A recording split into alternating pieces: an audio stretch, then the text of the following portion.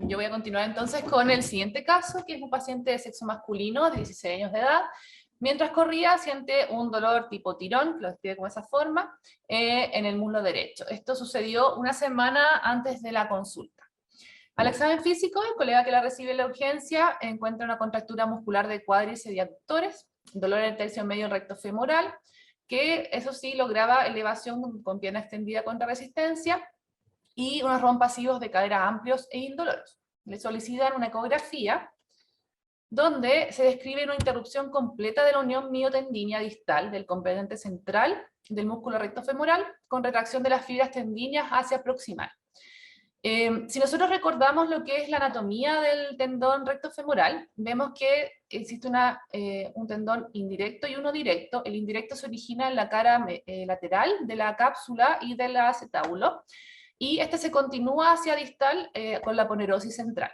Entonces, ¿qué sucede en estas lesiones de degloving, que son bastante poco frecuentes? Se produce que este músculo, que además esta porción indirecta, que además contiene dos vientres musculares a sus lados, se retrae el tendón y quedan estas fibras musculares en su lugar, produciéndose un efecto similar a cuando uno se saca el guante de la mano, específicamente del dedo. Entonces se retrae el tendón, quedando las fibras musculares hacia distal. En la ecografía podemos ver una inflamación y una edema, digamos, localizado de las fibras del recto femoral, y vemos donde deberíamos encontrar el tendón, un reemplazo por líquido, específicamente en este caso lo más probable es que sea sangre. En este corte también vemos una disposición irregular de las fibras con la retracción del tendón. Entonces, basado en esto, ¿qué manejo plantearían a este paciente?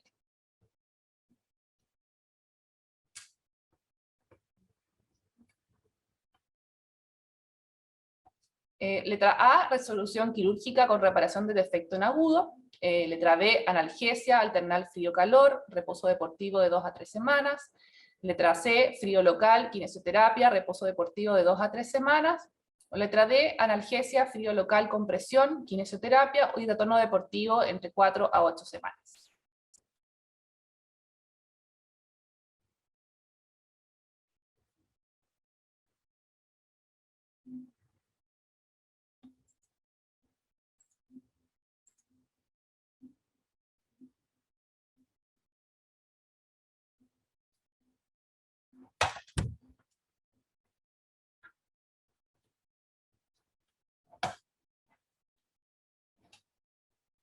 Bien, bueno, 70% se inclinó por la letra D, que es efectivamente la correcta.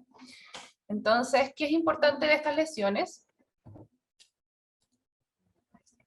Existe en general poca literatura que las describe. Si bien encontramos algunos reportes de casos aislados, existe solamente una serie del 2014 que presenta a 7 pacientes. ¿Qué podemos ver en esta literatura? Es que el retorno deportivo se estima entre 28 a 58 días, que es, digamos, concordante con otras publicaciones de rehabilitación. Específicamente, por ejemplo, tenemos la del Club Deportivo Barcelona, que ellos tienen su propio protocolo de rehabilitación, donde plantean que estas lesiones estructurales de gravedad pueden demorar hasta 7 a 8 semanas en rehabilitar. ¿Ya? Entonces, eso es importante mantener en cuenta estas lesiones que son distintas, de mayor gravedad, que el retorno deportivo será mucho más prolongado en un paciente deportista. Ahora vamos a ver algunos puntos de discusión en general de los desgarros. Es un tema amplio, pero quisimos como dar una pincelada de algunos temas que pueden ser un poco más controversiales, y algunos consensos que existen actualmente un poco más en la literatura. En cuanto a la clasificación, sabemos que inicialmente la clasificación se basaba en criterios clínicos. Posteriormente, con la ultrasonografía se determinaron distintos grados según las imágenes correspondientes, pero en el 2012 el Comité Olímpico en Múnich logra hacer una clasificación que mezcla estas imágenes con el aspecto clínico y divide principalmente en las lesiones que son indirectas funcionales, indirectas de tipo desgarro, directas tipo contusión y directas tipo laceración. En cuanto a los desgarros, los subclasifica presentando los tipos 3A, que son menores de 5 milímetros en diámetro, la tipo 3B mayores de 5 milímetros en diámetro, y las tipo 4, que son ya unas lesiones más graves, mayor del 50% del diámetro muscular, una lesión de la unión miotendínea o ya francamente una avulsión.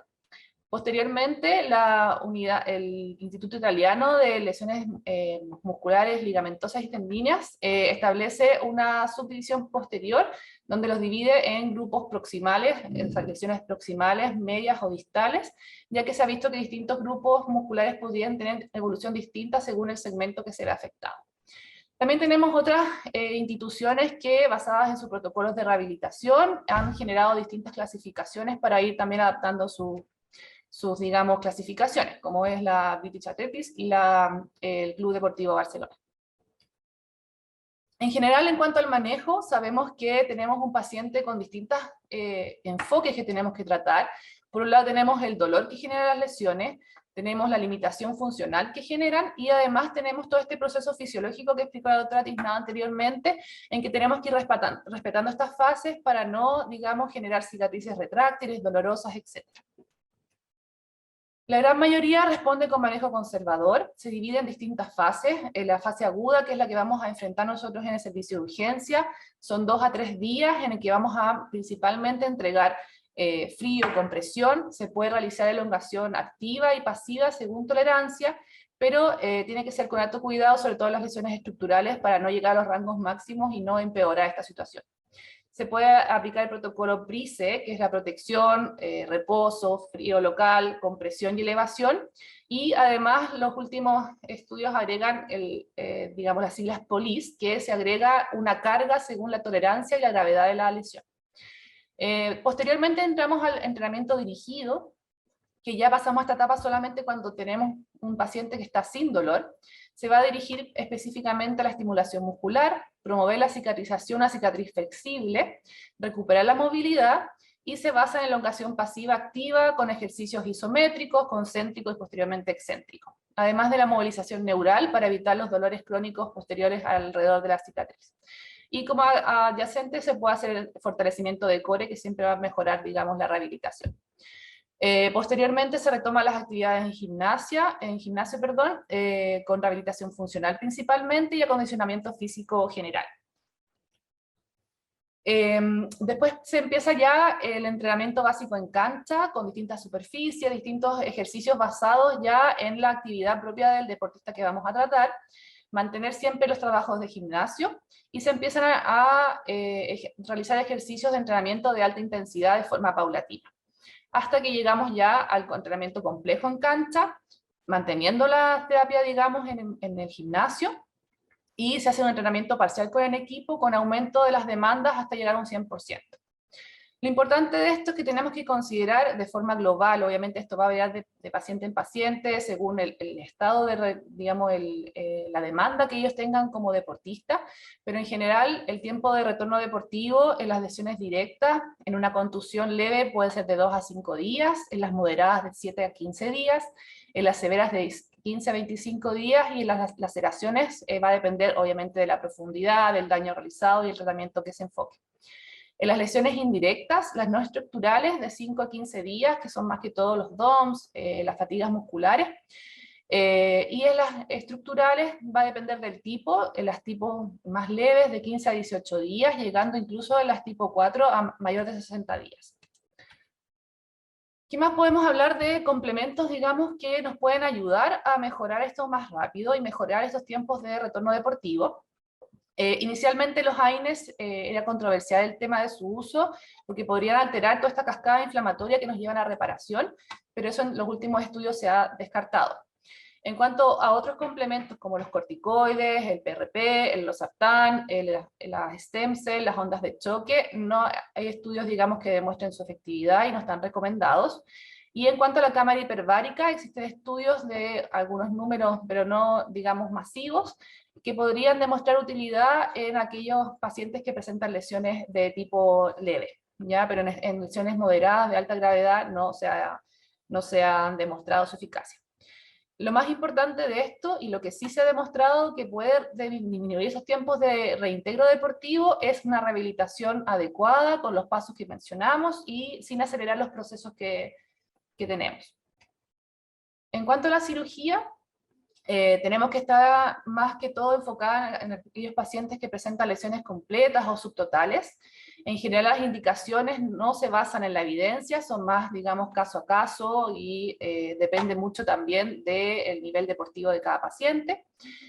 Atletas con rotura completa muscular con poco o sin músculo agonista, como es el isquiotibial, el pectoral o aductor, podríase entender a una cirugía cuando existe un desgarro mayor del 50%, una cicatriz retráctil que nos mantiene, digamos, con dolor permanente a la extensión, o avulsiones completas o rotura tendinea central.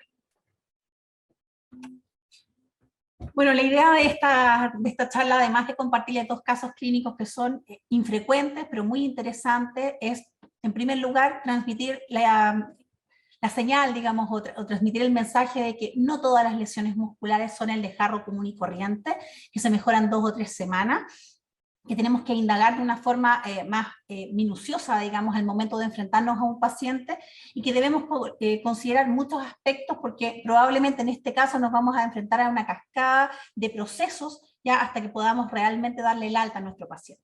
Ya a diferencia de lo que ocurre en muchas otras lesiones, aquí hay que hacer un seguimiento, ojalá estandarizado. La idea de esta presentación también es transmitirle un poco lo que está publicado hoy, lo que son consensos de expertos, lo que son pautas de clubes deportivos de alta fama, digamos, con alta exigencia, digamos, competitiva, que intentan llevar a cabo un esquema bastante similar a lo que yo les muestro a modo de resumen, ¿ya?